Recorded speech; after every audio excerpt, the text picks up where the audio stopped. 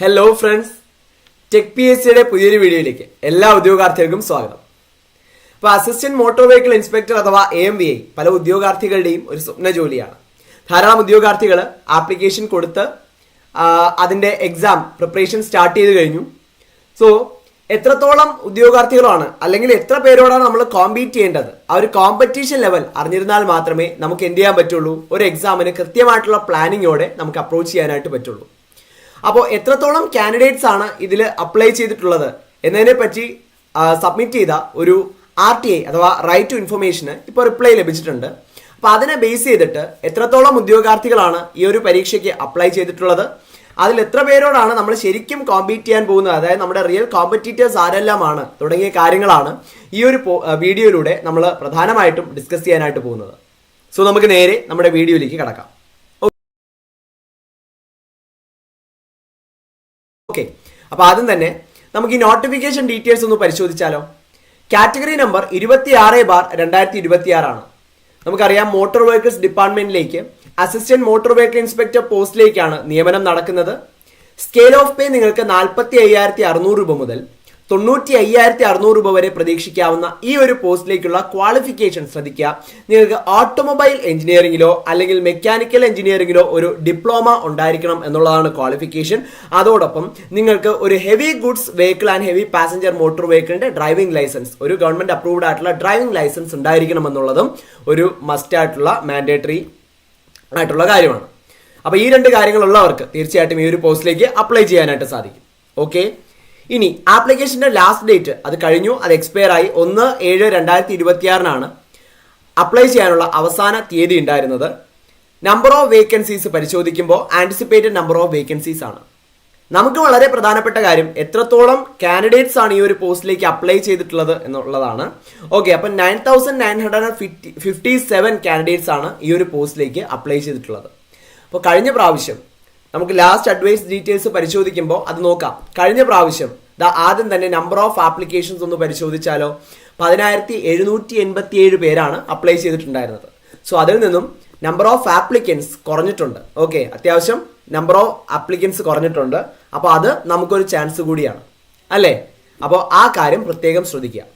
ഇനി category number last advice മുൻ വർഷങ്ങളിൽ നടന്ന പരീക്ഷയുടെ കാറ്റഗറി നമ്പർ പരിശോധിക്കുകയാണെങ്കിൽ നോട്ടിഫിക്കേഷൻ വന്നത് 2022 517/2022 ആയിരുന്നു കാറ്റഗറി നമ്പർ. ഓക്കെ, എക്സാം നടന്നത് 26/5/2023 നമ്പർ ഓഫ് ആപ്ലിക്കേഷൻസ് നമ്മൾ നേരത്തെ പറഞ്ഞ പോലെ 10,787 ആപ്ലിക്കേഷൻസ് ആണ് ഉണ്ടായിരുന്നത്.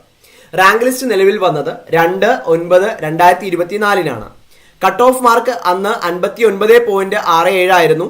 OMR എക്സാമിന് ലഭിച്ച മാക്സിമം മാർക്ക് 83.33 ഇന്റർവ്യൂവിന് ലഭിച്ച മാക്സിമം മാർക്ക് 13. ഓക്കെ, ഇനി ലാസ്റ്റ് അഡ്വൈസ് നടന്നത് 2026 ജൂലൈ 2 ലാസ്റ്റ് അഡ്വൈസ് നടന്നത്. ഇതുവരെ ഈ ഒരു റാങ്ക് ലിസ്റ്റിൽ നിന്നും ശ്രദ്ധിക്കുക 156ഓളം അഡ്വൈസുകളാണ് നടന്നിട്ടുള്ളത്. ഓക്കെ, അപ്പോൾ അത്യാവശ്യം നല്ല അഡ്വൈസുകൾ നടന്നിട്ടുള്ള ഒരു പോസ്റ്റ് കൂടിയാണ് എന്നുള്ള കാര്യം ശ്രദ്ധിക്കുക. സ്റ്റേറ്റസ് ഓഫ് റാങ്ക് ലിസ്റ്റ് പരിശോധിക്കുകയാണെങ്കിൽ റാങ്ക് ലിസ്റ്റ് 2027 1/9/2027 സെപ്റ്റംബർ 1 അത് എക്സ്പയർ ആവും, റാങ്ക് ലിസ്റ്റ് എക്സ്പയർ ആവും. ഓക്കെ, അപ്പോൾ റാങ്ക് ലിസ്റ്റ് ഇപ്പോൾ ലൈവ് ആണ്. യെസ്, അപ്പോൾ ഇത്രയും കാര്യങ്ങളാണ് അവിടെ നമുക്ക് പരിശോധിക്കാനായിട്ടുണ്ടായിരുന്നത്. ക്ലിയർ? യെസ്, അപ്പോൾ നമുക്ക് ഇപ്പോൾ അറിയാനുള്ളത് ശരിക്കും നമ്മുടെ കോമ്പറ്റീഷൻ ലെവൽ എത്രയാണ്. അപ്പോൾ നേരത്തെ പറഞ്ഞ പോലെ നമ്പർ ഓഫ് ആപ്ലിക്കൻസ് പറഞ്ഞല്ലോ, അത് 9,957 ആപ്ലിക്കൻസ് ആണ് ഇപ്പോൾ ഈ ഒരു പരീക്ഷയ്ക്ക് അപ്ലൈ ചെയ്തിട്ടുള്ളത്. അത് മുൻ വർഷത്തെ അപേക്ഷിച്ച് കുറച്ച് കുറവാണ്. ഓക്കെ, നമ്പർ ഓഫ് ആപ്ലിക്കൻസ് കുറഞ്ഞിട്ടുണ്ട്. ഇനി ഇതിൽ തന്നെ OMR എക്സാം എഴുതുന്ന കാൻഡിഡേറ്റ്സിന്റെ എണ്ണം എങ്ങനെ പോയാലും ഒരു 8,000 പേരേ വരുള്ളൂ. കാരണം ഇതിന്റെ ഇടയ്ക്ക് എത്രത്തോളം സ്റ്റെപ്പ് ഉണ്ട്, ഇതിനിടയ്ക്ക് കൺഫർമേഷൻ കൊടുക്കണം. ഇപ്പൊ അപ്ലൈ ചെയ്ത എല്ലാവരും കൺഫർമേഷൻ കൊടുക്കുമോ? തീർച്ചയായിട്ടും കൺഫർമേഷൻ കൊടുക്കില്ല. അപ്പൊ കുറെ പേര് കൺഫർമേഷൻ കൊടുക്കില്ല, അങ്ങനെ സ്കിപ്പ് ആവും. ഓക്കെ, ബാക്കിയുള്ളവരിൽ ഇനി കൺഫർമേഷൻ കൊടുത്തതിൽ കുറെ പേര് എക്സാം എഴുതാൻ വരില്ല, എക്സാം അപ്പിയർ ചെയ്യില്ല. അപ്പൊ അങ്ങനെ കുറെ പേര് പോകും. അങ്ങനെ എന്തായാലും മാക്സിമം നമ്പർ ഓഫ് കാൻഡിഡേറ്റ്സ് ഈ ഒരു OMR എക്സാം എഴുതാൻ പോകുന്ന മാക്സിമം നമ്പർ ഓഫ് കാൻഡിഡേറ്റ്സ് എങ്ങനെ പോയാലും ഒരു 8,000 പേരാണ്. ഓക്കെ ആണല്ലോ. യെസ്, അപ്പോൾ ആ 8,000-ൽ ഈ ഫുൾ സിലബസും നമുക്ക് സിലബസ് പരിശോധിക്കാം. ആ ഫുൾ സിലബസും കവർ ചെയ്ത് വരുന്ന കാൻഡിഡേറ്റ്സിന്റെ എണ്ണം നേരെ പകുതിയായിരിക്കും. ഒരു 4,000 പേരോളം, മാക്സിമം 4,000 പേരോളം ആയിരിക്കും ഫുൾ സിലബസ് കവർ ചെയ്തിട്ട് വരുന്നുണ്ടാവുക. ഓക്കെ, ഇനി ഇതൊരു കോമ്പറ്റേറ്റീവ് എക്സാം ആണ്. ഒരിക്കലും സിലബസ് പൂർണ്ണമാക്കി എന്നതുകൊണ്ട് മാത്രം നമുക്ക് ഉയർന്ന റാങ്ക് ലഭിക്കണമെന്നില്ല. ഓക്കെ, സിലബസ് പൂർണ്ണമാക്കിയിരിക്കണം, പ്രോപ്പറായിട്ട് നമ്മൾ റിവൈസ് ചെയ്തിരിക്കണം, അതോടൊപ്പം കൃത്യമായ മൾട്ടിപ്പിൾ ചോയ്സ് ക്വസ്റ്റ്യൻസ് പ്രാക്ടീസ് ചെയ്ത് കൃത്യമായിട്ടുള്ള ക്വസ്റ്റ്യൻ പ്രാക്ടീസ് ചെയ്തിരിക്കണം. ഇതെല്ലാമാണ് റാങ്ക് മേക്കിംഗ് ആയിട്ടുള്ള സ്റ്റെപ്സ് എന്ന് പറയുന്നത്.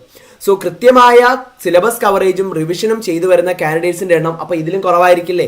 അതിന്റെ ഒരു അപ്രോക്സിമേറ്റ് ഒരു മാക്സിമം നമ്പർ നമുക്ക് 2500 പേരായിട്ട് എടുത്താൽ അതിലും തന്നെ ഫുൾ സിലബസ് കവർ ചെയ്ത് മോക്ക് ടെസ്റ്റും അറ്റൻഡ് ചെയ്ത് പ്രോപ്പർ ആയിട്ടുള്ള റിവിഷനും എല്ലാം ചെയ്തിട്ട് വരുന്നവർ ഒരു 1000-ഓളം പേര് മാത്രമേ ഉണ്ടാവുള്ളൂ. അപ്പൊ അതിൽ തന്നെ ഫുൾ സിലബസും കവർ ചെയ്ത് റിവിഷനും അതുപോലെ ക്വാളിറ്റി മോക്ക് ടെസ്റ്റുകളും അറ്റൻഡ് ചെയ്ത് കൃത്യമായ മെന്റർഷിപ്പോട് കൂടി ഒരു റൈറ്റ് മെന്റർഷിപ്പോട് കൂടി വരുന്ന കാൻഡിഡേറ്റ്സിന്റെ എണ്ണം അതിലും കുറവായിരിക്കും, 1000-ലും കുറവായിരിക്കും. ഓക്കെ, അത് ഏകദേശം ഒരു 600-ഓളം പേരായിട്ട് എടുക്കാം. അതിൽ തന്നെ ഒരു approximate number of candidates advice കിട്ടുന്ന കാൻഡിഡേറ്റ്സിന്റെ എണ്ണം നമുക്ക് ഏകദേശം ഒരു 300-ന് അടുപ്പിച്ച് കാൻഡിഡേറ്റ്സിന് അഡ്വൈസ് കിട്ടുമെന്ന് തന്നെ വിചാരിച്ചാലും നമുക്ക് അഡ്വൈസ് കിട്ടാനുള്ള ഒരു ചാൻസ് 3-1 തൊട്ട് 2-1 വരെ ചാൻസ് ആണ്. ഓക്കെ, അതായത് 50% ചാൻസ് ആണ് കൃത്യമായിട്ടുള്ള എല്ലാ സ്റ്റെപ്സും കവർ ചെയ്ത ഒരു ഉദ്യോഗാർത്ഥിക്ക് അഡ്വൈസ് ലഭിക്കാനുള്ള ചാൻസ്. വളരെ നല്ലൊരു പവർഫുൾ ആയിട്ടുള്ള പോസ്റ്റുമാണ്. ഓക്കെ, അപ്പോൾ ഈ ഒരു അവസരം തീർച്ചയായിട്ടും പാഴാക്കരുത് എന്ന് തന്നെയാണ് പറയാനുള്ളത്. കാരണം കൃത്യമായിട്ട് നമ്മൾ ഫോളോ ചെയ്യുന്നുണ്ടെങ്കിൽ, ഓക്കെ, കൃത്യമായിട്ട് നമ്മൾ ആ ഒരു ഓർഗനൈസ്ഡ് ആയിട്ടുള്ള രീതിയിൽ നമ്മുടെ പ്രിപ്പറേഷൻ മുന്നോട്ട് കൊണ്ടുപോവുകയാണെങ്കിൽ തീർച്ചയായിട്ടും നമുക്ക് അഡ്വൈസ് ലഭിക്കും എന്നുള്ളൊരു കാര്യത്തിൽ യാതൊരു സംശയവുമില്ല. അപ്പോൾ അതുകൊണ്ടാണ് ഈ ഒരു വീഡിയോ ഇന്നിങ്ങനെ ചെയ്തിരിക്കുന്നത്. നമ്മൾ നമ്പർ ഓഫ് ആപ്ലിക്കൻസിനെ വെച്ചിട്ട് ഒരിക്കലും നമ്മുടെ കോമ്പറ്റീഷൻ ലെവൽ അളക്കരുത്. നമ്മുടെ യഥാർത്ഥ കോമ്പറ്റീറ്റേഴ്സ് അവരല്ല, കൃത്യമായിട്ടുള്ള ഈ ഒരു സ്റ്റെപ്സ് എല്ലാം കംപ്ലീറ്റ് ആയിട്ട് വരുന്ന കാൻഡിഡേറ്റ്സിനോടാണ് നമ്മൾ ശരിക്കും കോമ്പീറ്റ് ചെയ്യാനായിട്ട് പോകുന്നത്. ആ കാര്യം പ്രത്യേകം ശ്രദ്ധിക്കാം. ഓക്കെ ആണല്ലോ? അത് ഏതൊരു കോമ്പറ്റേറ്റീവ് എക്സാമിനും അത് അങ്ങനെ തന്നെയാണ്. ക്ലിയർ? ഇനി നമുക്ക് എന്തൊക്കെയാണ് ഈ സിലബസിലേക്ക് പഠിക്കേണ്ടത് എന്നുള്ള കാര്യങ്ങൾ നോക്കാം. അപ്പോൾ സിലബസിനെ പ്രധാനമായിട്ടും 3 ഭാഗങ്ങളായിട്ടാണ് തിരിച്ചിട്ടുള്ളത്. മെക്കാനിക്കൽ ടോപ്പിക്സ് ഉണ്ട്, ഓട്ടോമൊബൈൽ ടോപ്പിക്സ് ഉണ്ട്, സ്പെഷ്യൽ ടോപ്പിക്സ് ഉണ്ട്. ഓക്കെ, അതിൽ മെക്കാനിക്കൽ ടോപ്പിക്സിൽ നമുക്ക് 4 മൊഡ്യൂൾസ് ആണുള്ളത്. Fluid mechanics and hydraulic machines 10 mark, thermal engineering 10 mark, strength of materials 10 mark, machine elements, materials and boilers 10 mark. ഇനി അടുത്തത് ഓട്ടോമൊബൈൽ പാർട്ടാണ്. ഓട്ടോമൊബൈൽ പാർട്ടിനും കൺസ്ട്രക്ഷൻ 4 മൊഡ്യൂൾസ് ആണുള്ളത്. അതിൽ constructional features of engine and related system, chassis, transmission system and electrical system, transportation management and modern technologies in automobiles എന്നിവയാണ് ആ 4 modules.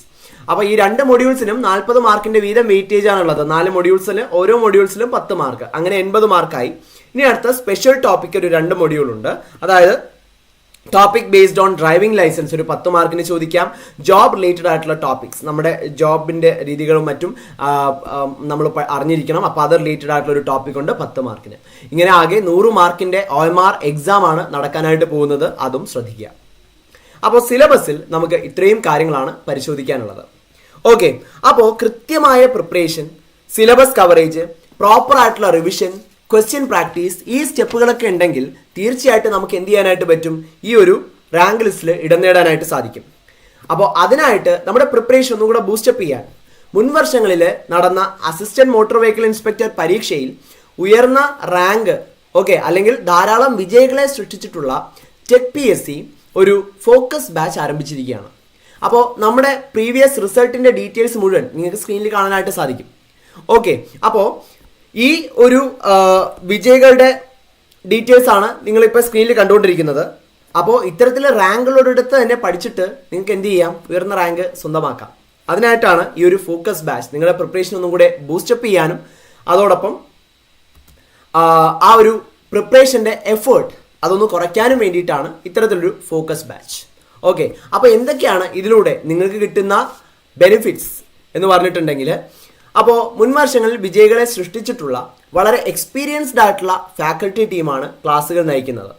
Okay, ആ ക്ലാസ്സുകൾ നിങ്ങൾക്ക് ലൈവ് സെഷൻസ് ആയും റെക്കോർഡഡ് സെഷൻസ് ആയും ലഭിക്കും. കൂടാതെ ഫുൾ സിലബസ് ബേസ്ഡ് ആയിട്ടുള്ള ക്യാപ്സ്യൂൾ നോട്ട്സും മറ്റ് സ്റ്റഡി മെറ്റീരിയൽസും നിങ്ങൾക്ക് PDF ഫോർമാറ്റിൽ ലഭിക്കും. ഓക്കെ, ഇനി ഡൗൺലോഡബിൾ PDF ഫോർമാറ്റിലാണ് ഈ നോട്ട്സ് മുഴുവൻ നിങ്ങൾക്ക് ലഭിക്കുക. ഡൗട്ട് ക്ലിയറൻസിനും മെന്റർഷിപ്പിനുമുള്ള അവസരങ്ങൾ ഉണ്ടാവും. ടോപ്പിക് വൈസ് എക്സാമുകൾ, ഫീഡ്ബാക്കോട് കൂടിയ ടോപ്പിക് വൈസ് എക്സാമുകൾ എഴുതാനുള്ള അവസരങ്ങൾ, അതോടൊപ്പം ഫുൾ സിലബസ് ബേസ്ഡ് ആയിട്ടുള്ള ഫീഡ്ബാക്കോട് കൂടിയ മോക്ക് ടെസ്റ്റുകൾ അറ്റൻഡ് ചെയ്യാനുള്ള അവസരങ്ങൾ എന്നിവയും ഈ ഒരു കോഴ്സിന്റെ പ്രത്യേകതയാണ്.